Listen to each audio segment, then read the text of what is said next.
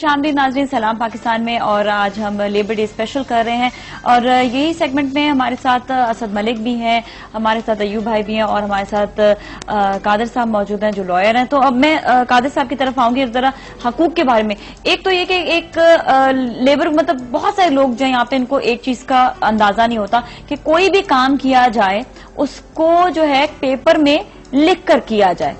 اس سے سب سے بڑا فائدہ یہ ہوتا ہے کہ آپ کے پاس ثبوت آ جاتا ہے. ہمیں قرآن میں بھی ایک جگہ پر یہ موجود ہے، سورہ بقرہ 2 آیت نمبر 282. جی کہ جس میں اگر لکھ کے رسول ہے اللہ تعالیٰ فرماتے ہیں یا ایھا الذین آمنوا اذا تدینتم بدین فاکتبوہ، اے ایمان والو جب تم کوئی فیصلے کے ساتھ فیصلہ کرو فاکتبوہ، پس اس کو لکھ لو. اور پھر نیچے جب جائیں گے تو وہاں دو شہادتیں بھی لکھیں کہ 2 وٹنس بھی بنانا. تو نارملی آپ دیکھیں گا بینک کے ڈاکومنٹس ہوتے ہیں اس کے اندر 2 وٹنس چاہیے ہوتی ہیں ان کو.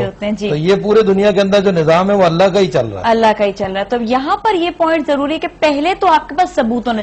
کئی لوگ ایسے کام کر لیتے ہیں کیونکہ کئی دفعہ مجھے ایسے لوگوں کی کالز بھی آتی ہیں کہ ہمارا یہ چیز مسئلہ ہے وہ مسئلہ ہے، تو ان سے پوچھتے تو کہتے ہیں کہ ہمارے پاس کوئی کاغذی، مطلب میں ٹی وی کے حساب سے بات کر رہی ہوں کہ ان کو پیسے نہیں ملے کہتے ہیں ہمارے پاس کوئی کاغذی جو ہے ثبوت ہی نہیں ہے.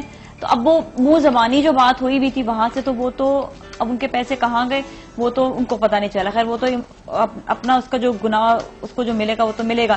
لیکن اس شخص نے بھی یہاں پر یہ کیا کہ اس نے کوئی بھی کاغذی کارروائی نہیں کی. اب آپ یہ بتائیں کہ اگر جو ہے جو لیبرز کے حقوق ہیں ان میں کیا کیا مین جو ہے پوائنٹس وہ ہونے چاہیے، کیا کیا ان کے لیے کیا کیا ایسی میرٹس والے سوالات ہیں جو ان کو پتہ ہونے چاہیے بیسکلی.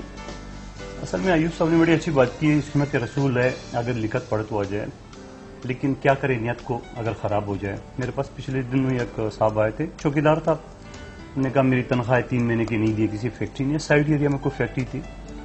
تو جب میں نے پوچھا ان سے کہ آپ کے پاس کارڈ کرے کوئی نہیں، آپ کے پاس لیٹر کوئی نہیں، آپ کے پاس ڈیوز کوئی نہیں. اب سوال یہ کہ ایک لوور طبقے میں یہ کہ آپ جنرل منیجر کو اپوائنٹ کریں تو اپوائنٹمنٹ لیٹر بھی دیتے ہیں اور سب کچھ دیتے ہیں، لیکن ایک عام مزدور، ایک عام چوکیدار، وہ اس بیچارے کو کارڈ کہاں سے ملے گا؟ وہ تو فیکٹری کے اندر ایک رجسٹر پڑا ہوتا ہے، اس میں جا کے دستخط کرو، حاضری لگاؤ، انگوٹھا لگاؤ اور اس کے بعد. لیکن میں یہ بھی کہوں گا کہ بہت ساری جگہ پہ جہاں اپوائنٹمنٹ لیٹر ہیں، ہر چیز ہے اس کے پاس، وہاں جن کی نیت خراب ہوئی ہے اس کے لیے وہ کچھ نہیں کر سکتے. تو بہت سارے کیسز ہمارے پاس ایسے ہوتے ہیں کہ فیکٹری مالکان جہاں یہ سمجھ جائیں کہ وکیل کو فیس دینی پڑے گی اگر کورٹ میں کیس چلا جائے تو وہ پھر دے بھی دیتے ہیں. اور بہت سارے ایسے ہیں جو یہ سمجھ رہے کہ ہماری تو وکیل کی فیس بھی فکس ہے، میں نے کی 1 کیس ہو یا 1000 کیس ہو کوئی مسئلہ نہیں. تو وہاں پھر لوگ دھکے بھی کھاتے ہیں. تو یہی میں ان سے اتفاق کروں گا کہ لکھت پڑھت ہونا چاہیے.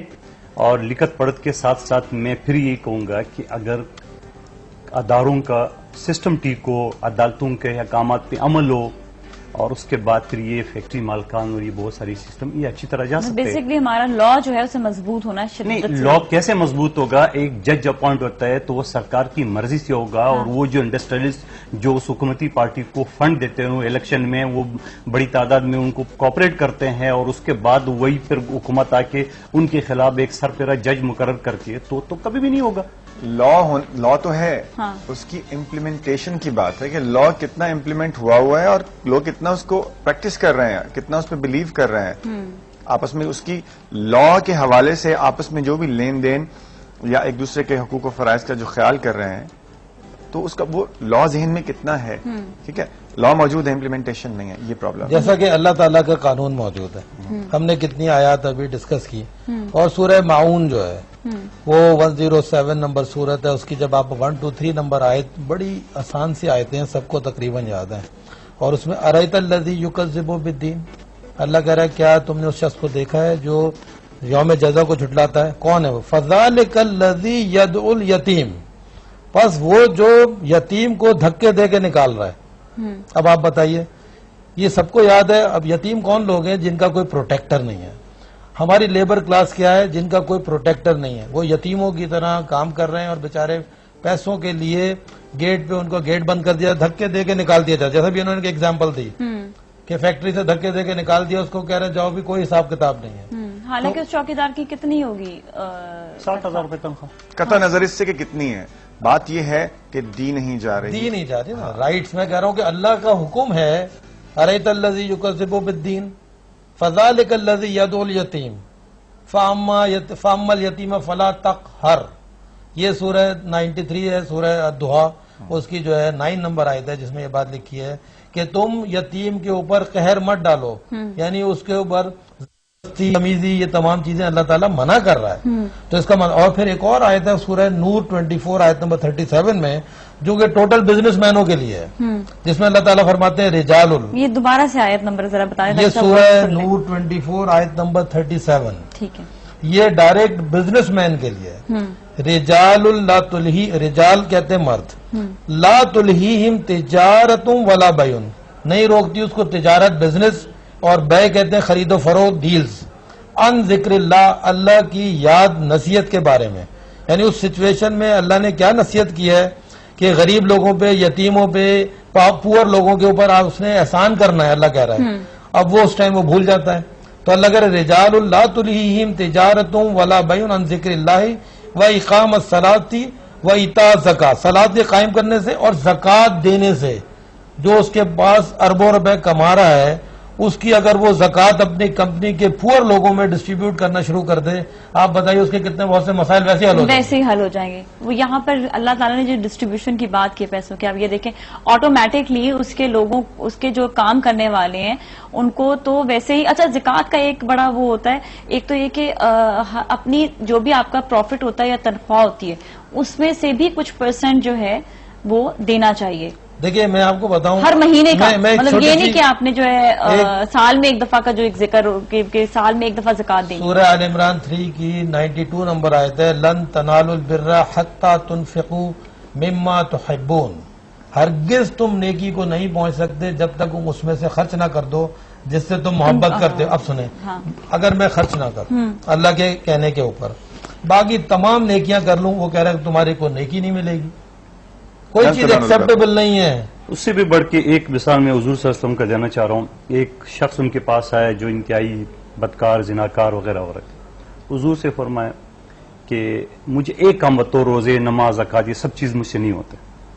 تو حضور نے ان کو کہا کہ جھوٹ مت بولو، جاؤ. اب وہ شخص جب غلط کام کرنے جا رہا تھا، فلانا شخص راستے میں پوچھے ہوگا، حضور سے وعدہ کیے، سچ تو بتا نہیں سکتے کیونکہ وہ غلط کام کر. اسی طرح میں مثال دیتا ہوں، بہت سارے کام اس نے چھوڑ دیا.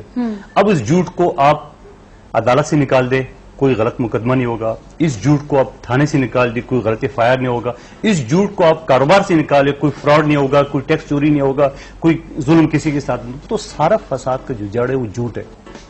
ہم نے سب سے پہلے اس چیز کو کرنا ہے. اب رہ گئی یہ پرائیویٹ جو بات ہو رہی ہے، ایوب صاحب وغیرہ بیٹھے ہوئے. اب آئیے آپ حکومت کی طرف.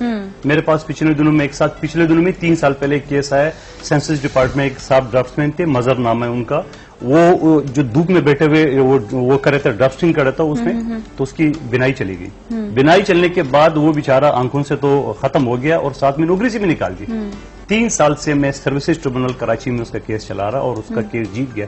لیکن اب عمل درآمد نہیں ہے کیونکہ وہ جو ٹریبونل میں لوگ بیٹھے ہیں وہی ریٹائرڈ لوگ بیٹھے ہوئے. ان کی اتنی طاقت نہیں کہ حکومت کے سامنے کچھ بات کہہ سکیں، اور وہ ریپیٹ ہو رہا ہے، کنٹمپٹ آف کورٹ سب چیز کر رہے ہیں. لیکن ابھی تک اس غریب کو یہ سرکاری آدھے کال ہے.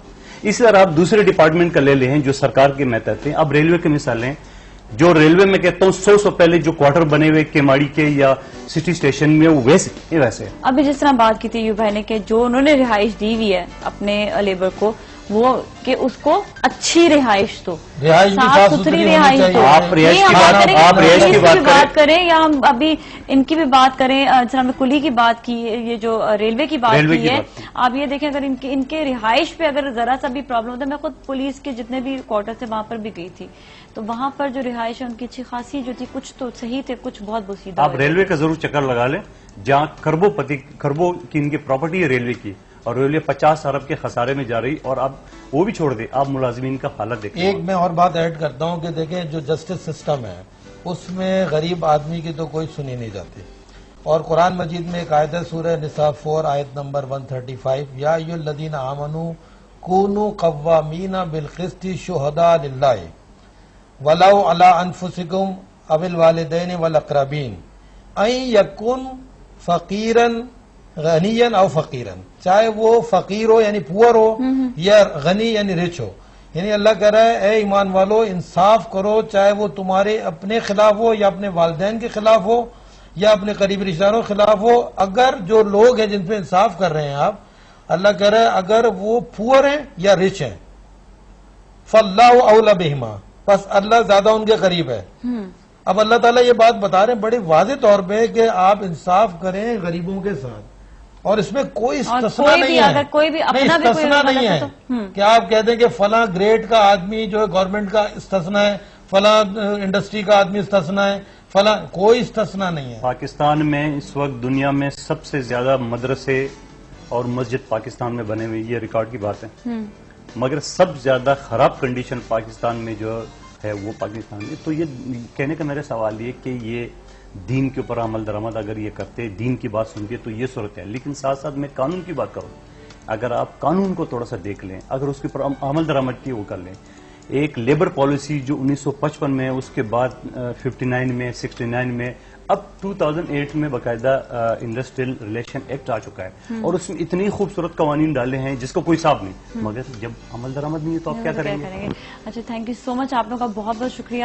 Asad, thank you so much for being here. بہت بہت شکریہ آپ کا کہ آپ نے اپنا قیمتی وقت نکال کے آپ آئے. آپ بھی اپنا قیمتی وقت نکال کر اسپیشلی ہمارے لیبر حضرات کے لیے، اور تھینک یو سو مچ قادر صاحب آپ کا بھی کہ آپ بھی ہمارے یہاں پر تشریف لائے. مے بی بہت تھوڑی بات ہوئی ہے، لیکن جتنی بات ہوئی آئی ہوپ سو جو ہمارے لیبر طبقہ ہے ان لوگوں کو جو ہے کچھ نہ کچھ سمجھتے، کہتے ہیں نا ریکالنگ کرانی چاہیے.